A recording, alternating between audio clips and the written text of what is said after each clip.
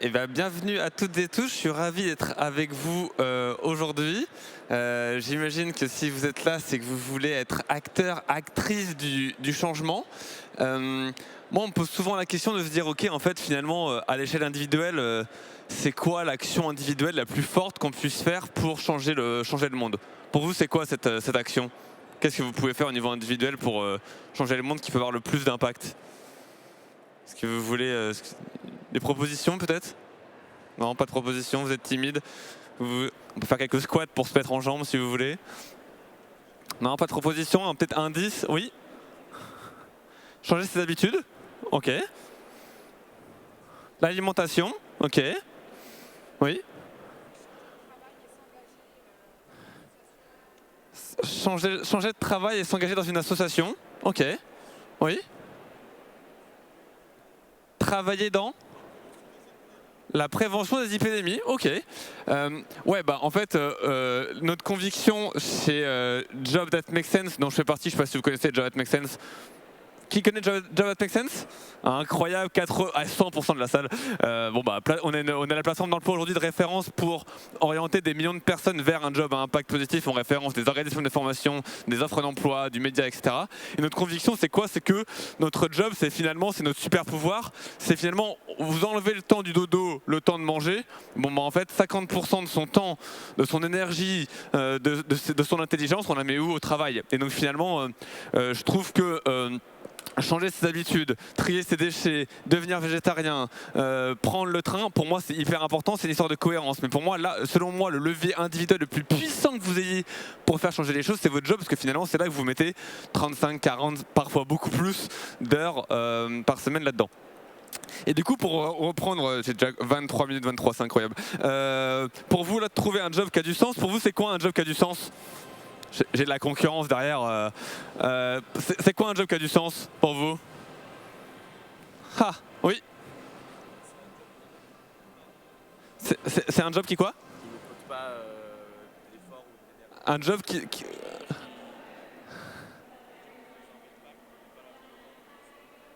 Okay. Motive. Ok, un job qui ne coûte pas d'énergie. Non, de morale, qui nous atteint pas trop, quoi, qui nous donne de l'envie, quoi. Ok, un job qui nous donne de l'envie. Ok. Ouais. Je sais pas. Un job aligné avec ses valeurs et celles de la planète. Ok. D'autres propositions? Ouais. Comment? Un job pour l'intérêt général, ok. C'est à peu près tout ça. En fait, la notion de sens, elle est assez diffuse. Chacun a sa propre définition de sens. Dans le sens, pour nous, il y a un peu deux grosses catégories. Il y a le why, ce qu'on fait, c'est-à-dire à la fois le cœur de son job et le cœur de la mission de la structure dans laquelle on travaille. Et donc là, du coup, ça va être ok. En fait, à quel point le cœur de mes missions vont me plaire, à quel point je vais me retrouver dans la finalité de la structure dans laquelle je travaille. Donc ça, c'est un peu le cœur du réacteur, si on veut. Et après, il y a le comment. C'est-à-dire qu'après, il y en a qui vont se dire, tiens, moi, mon job a du sens si j'ai des bonnes relations de travail, si j'ai un bon équilibre vie pro, vie perso, si j'ai la reconnaissance, si mon job est aligné avec mes exigences morales. Et finalement, ça, c'est 6 composantes du sens. Et selon les personnes, il y en a qui vont avoir plus d'attentes sur l'équilibre vie pro, vie perso et moins sur les autres, et vice-versa. Et après, de façon plus générale, un job à impact positif, donc ce qui est finalement la composante de la finalité de la structure dans laquelle on travaille, pour nous, on définit un job à impact positif chez Job That Makes Sense de plusieurs manières. Soit le job peut être impact positif avec l'angle de l'entreprise, c'est-à-dire que nous, on définit 6 typologies de structures à impact positif. Les structures de l'économie sociale et solidaire, ça c'est un statut légal, c'est-à-dire si on est une asso, une fondation, une mutuelle, une coopérative, une entreprise de ESUS, c'est une loi de Hamon, je sais plus, en 2010, là on travaille dans l'ESS, première catégorie. Et après nous on définit aussi d'autres structures type les partenaires de la transition, c'est-à-dire les gens qui accompagne des structures à aller vers un mieux-disant environnemental, social. Il y a toutes les structures publiques, on parlait d'intérêt général, toutes les structures publiques sont des structures qu'on considère à impact positif. Et finalement, nous, il y a aussi un peu les structures en transition. Ça, c'est des structures qui, je dirais, initialement, n'avaient pas pour but de faire le bien dans le monde, mais se disent, ok, vu que l'évolution des attentes des collaborateurs, des collectivités, des salariés, etc. évolue, peut-être qu'en fait je vais prendre en compte ces composantes pour aller vers, il y en a même qui deviennent des sociétés à mission, etc. Et donc du coup un job à impact positif, 3 catégories pour nous.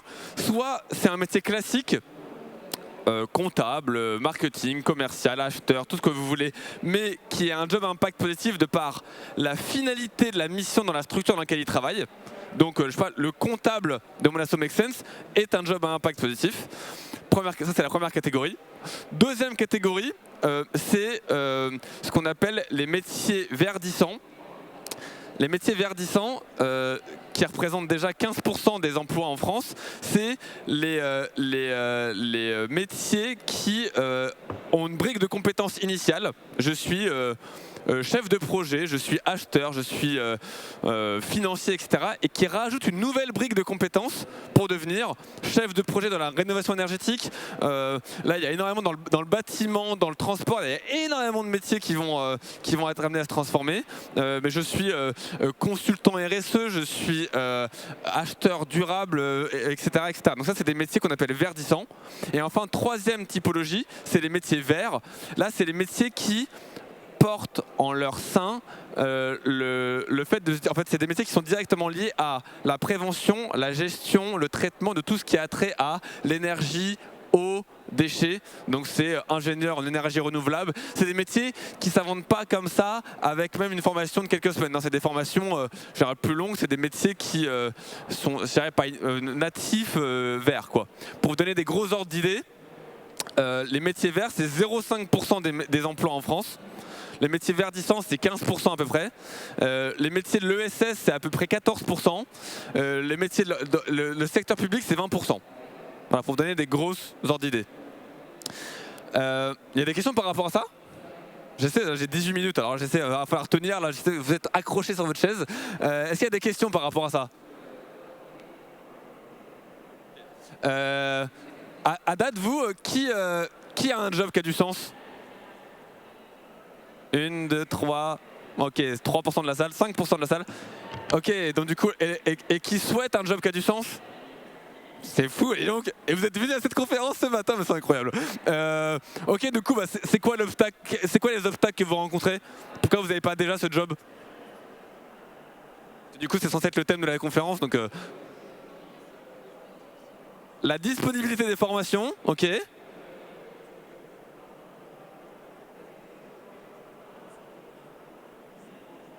Ok, donc c'est bon, je peux faire ce que je veux, mais par quoi je commence, comment je choisis? Ok. Ouais. Pardon. À ne pas avoir d'expérience. Ok, on vous dit, vous n'avez pas assez d'expérience. Ok, d'accord. Ok. Ouais. D'autres obstacles? Faire face aux institutions,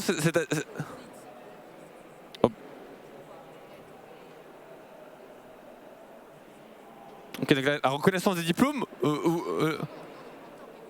en tant qu'éducateur. Ok.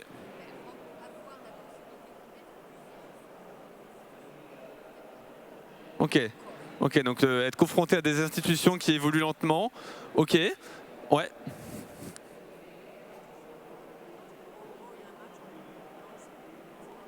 Identifier, ok, ouais. Ok, où est-ce que mes compétences peuvent coller avec les besoins? C'est ça? Ok. Je me lance, mais vous pourrez revenir là-dessus. De toute façon, là, on a 16 minutes ensemble pour parler de ça. En effet, il se trouve que pas mal d'obstacles ou de préjugés qu'empêchent de trouver un job à impact positif. Déjà, on peut se dire, c'est quoi un job à impact positif? Là, on vient de le définir un peu et on pourrait se dire, préjugé numéro 1, en fait, est-ce que pour travailler dans l'environnement, est-ce qu'il ne faut pas être ingénieur? Ingénieur c'est cool, on bosse à peu près où on veut, mais non, en fait ingénieur, les métiers verts dont on parlait avant, il en faut clairement pour la transition écologique, mais c'est 0 à 5% des métiers, donc c'est pas là où ça se joue. Donc je dirais qu'il y a beaucoup de préjugés qu'on a peau dure, de type ça paye pas. Est-ce que c'est pas niche? Est-ce qu'il faut que est-ce que j'ai les compétences suffisantes? Et donc ça, on peut les attaquer une par une. Premièrement, du coup, mon point était, c'est pas du tout niche. Il y a des opportunités par million, et quel que soit votre job, vous pouvez trouver un job à impact positif. Il se trouve même que là, le secrétariat général à la planification écologique estime qu'il y a 8 millions d'emplois d'ici 2030 qui vont être impactés par la transformation écologique. Donc tous les métiers, en fait, doivent peu à peu, je dirais, intégrer des briques de compétences pour verdir son métier. Et je vous disais déjà, mais en fait, l'ESS c'est 14% des emplois, c'est pas du tout niche. L'emploi public c'est 20%, donc du coup il y a des opportunités par milliers. Deuxième préjugé, du coup ingénieur, non, tout le monde peut le devenir. Troisième préjugé, les salaires, on peut y venir. Il pourrait y avoir un truc de se dire, en fait, moi je veux bien changer, mais bon, j'ai quand même ma vie, mes emprunts, ma famille, mes loisirs. Est-ce que ça gagne bien l'impact positif? Alors selon vous, ça gagne bien ou pas? Non, ça gagne pas bien. Non. Il se trouve que y a plusieurs choses. Premièrement, tous les métiers un peu verdissants où il y a des compétences pénuriques, je sais pas moi, consultant ESG, acheteur durable, tous les métiers, je dirais, qui demandent des compétences en durabilité dans des entreprises de transition, c'est des compétences qui sont relativement rares, et donc du coup des métiers qui sont plutôt mieux payés que la moyenne, premièrement. Deuxièmement, il se trouve que même au sein de l'économie sociale et solidaire, il y a des études qui sont faites par l'APEC, par exemple l'association des cadres, et qui disent que, en gros, sur le jeune diplômé à plus, disons, je vais simplifier, moins de 10 ans et plus de 10 ans d'expérience. Moins de 10 ans d'expérience, il y a à peu près 10% d'écart de salaire. Je crois que le salaire moyen, ça doit être à 38 versus 42K, je parle en salaire brut annuel. Alors que quand on passe 10 ans d'expérience, il y a plutôt un écart de 30% de salaire. Alors 30%, que 30%, 30%, je vous laisse juger. Moi, ce que je vous incite à faire, c'est de vous écarter finalement là-dessus de quand on a fait des grandes études, etc. On nous abreuve de statistiques de. En moyenne, 3 ans après la diplomation, moi si je prends mon école, le salaire moyen serait de 80 000 euros. Bon, je sais pas qui gagne 80 000 euros, pas moi, ou alors ils font leurs études sur des tout petits masters, ou alors juste dans notre entourage, il y a des gens qui ont fait des grandes études qui sont en finance, etc. Et on se dit, en vrai, j'étais pas moins bête qu'eux, pourquoi je gagnerais moins qu'eux? Moi, je vous incite à essayer de vous écarter de ce qu'on appelle votre salaire de marché, et plutôt à vous demander, c'est quoi votre RIB, c'est-à-dire le revenu induit par vos besoins. Moi, ce que je ferais, c'est vraiment, je listerais, ok, mon loyer, mon épargne, mon alimentation, etc., etc., etc. Et là, je dirais, ok, ça c'est le salaire en dessous duquel je ne peux pas aller. Comme ça, vous êtes hyper clair face à un recruteur pour savoir de quel salaire vous avez besoin.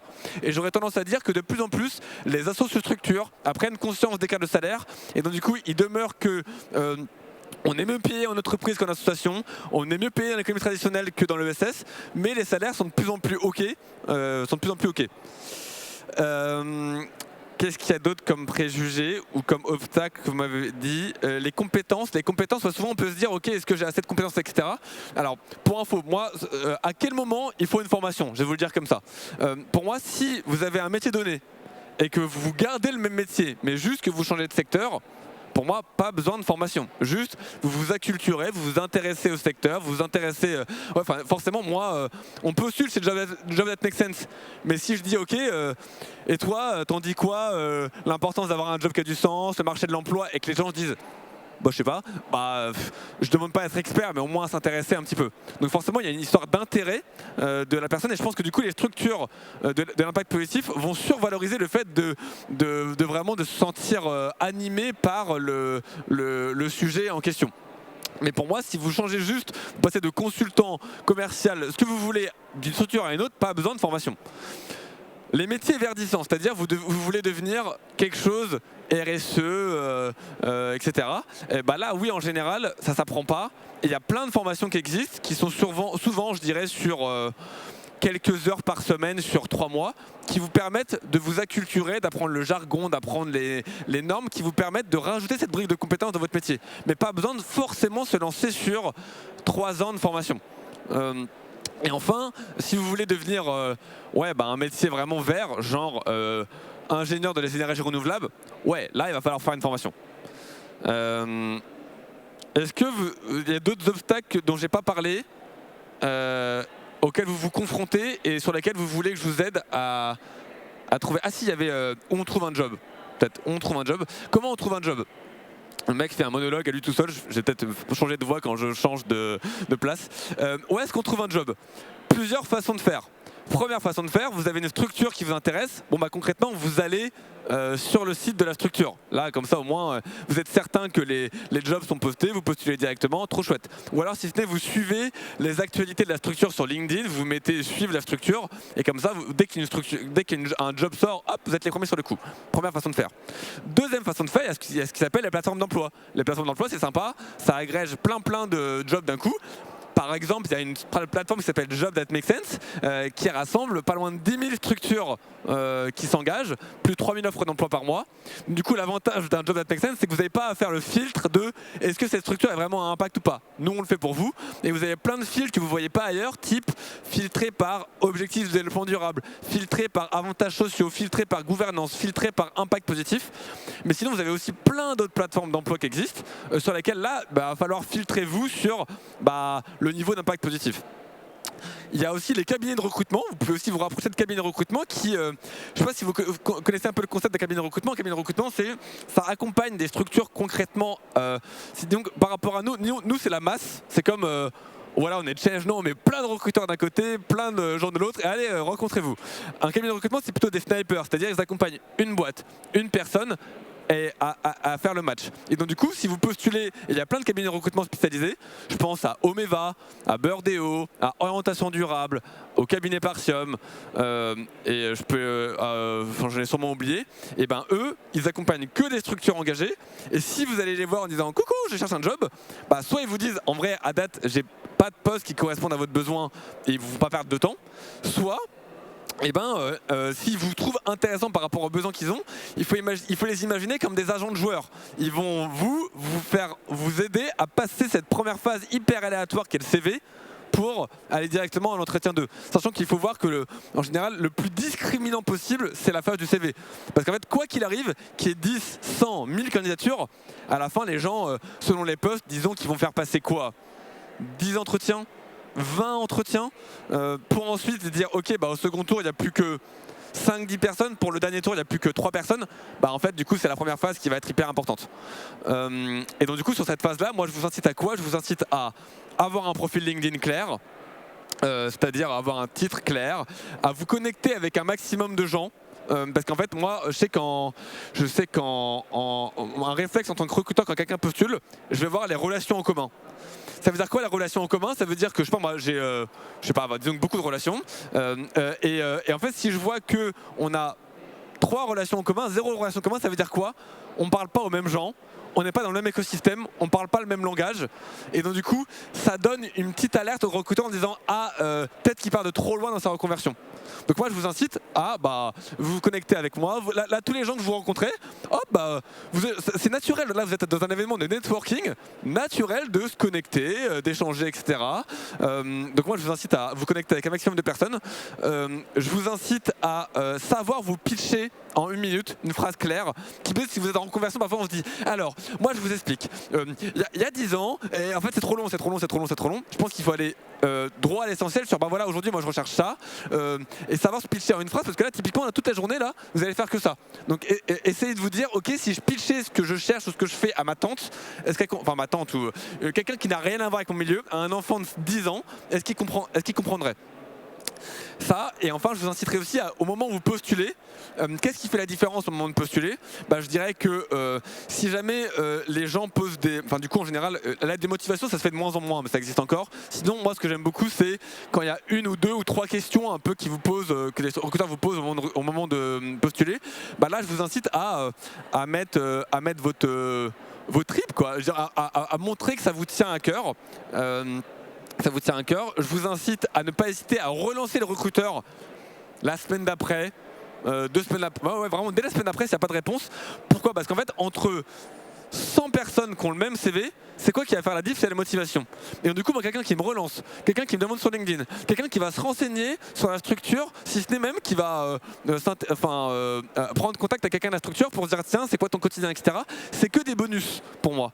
Donc, je ne vous demande pas d'harceler les recruteurs, hein, c'est pas du tout ce que je dis. Je vous dis juste que, ne serait-ce qu'un petit message de relance en disant j'ai pas postulé par hasard, ça me plaît vraiment ce poste. D'ailleurs, ce que vous avez peut-être pas vu sur mon CV, mais ce que je peux vous dire là, c'est ça. C'est un petit surcroît de motivation, quoi. Et pour savoir quand on a l'opportunité de se dire ok, en fait j'ai tellement d'opportunités, qu'est-ce que je fais? Moi je vous incite, votre boussole pour moi ça doit être votre énergie. En fait, quel est le sujet sur lequel vous êtes intarissable? Si on vous met une pièce chez vous sur un sujet, ça y est là, vous mettez un tunnel à la personne pendant 1 heure. C'est quoi ce sujet? En fait, c'est ça. En fait, c'est où est-ce que vos émotions vous emmènent.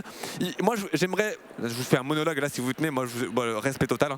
Moi, je vous dirais en fait finalement, et du coup, j'ai perdu ma pensée. Moi, je vous dirais, enlevez-vous de la pression de, il faut que je trouve le job parfait.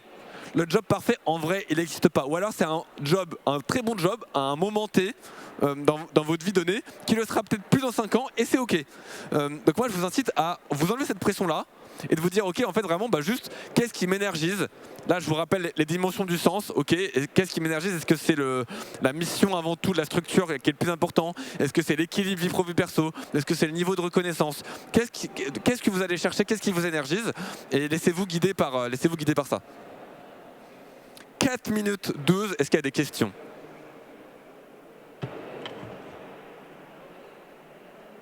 Oui.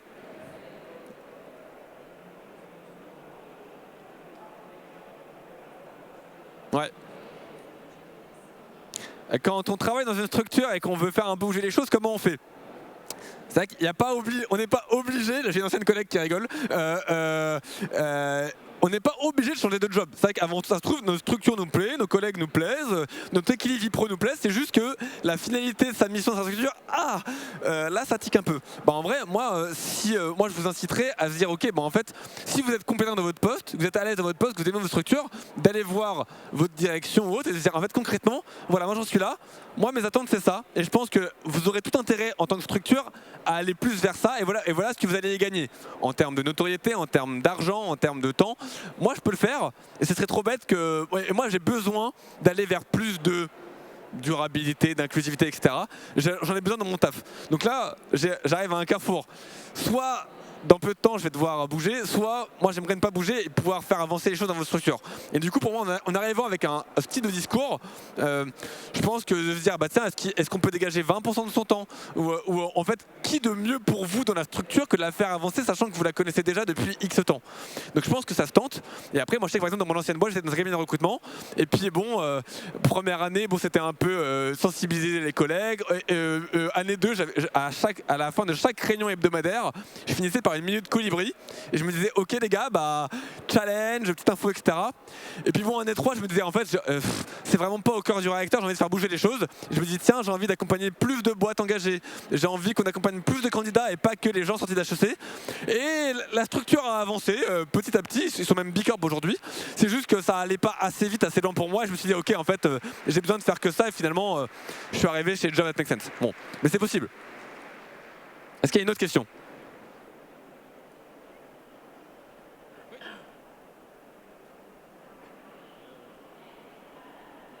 Merci. Comment faire le tri entre les entreprises pour qui la durabilité est marginale par rapport au business as usual de l'entreprise, et les autres entreprises pour qui la durabilité est vraiment au cœur de la stratégie, au cœur de la proposition de valeur? Je me rends compte évidemment que moi j'ai pas de casque donc j'entends mal, mais de ce que je comprends c'est comment on fait le tri entre greenwashing, pas greenwashing. C'était grosso modo ouais. La question, pas évident.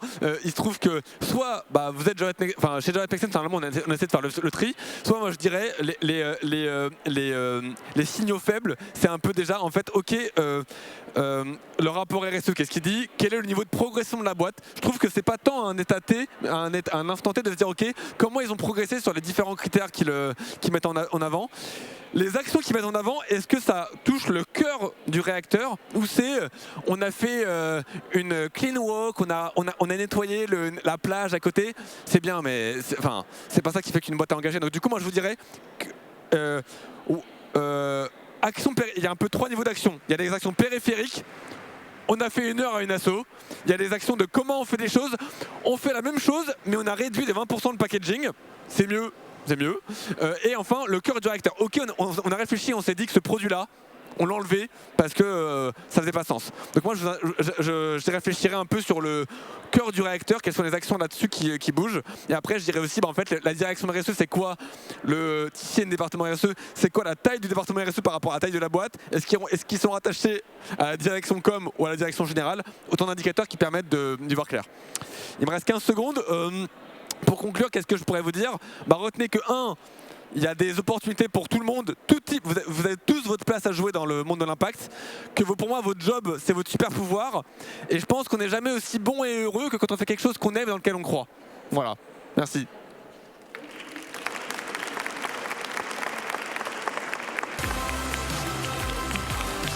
Et du coup, je vous incite, là, vous avez toute une job faire. N'hésitez pas à aller vous balader. Il y a Job That Makes Sense qui est ici, mais il y a plein d'autres acteurs. Et voilà, bonne recherche, bon salon.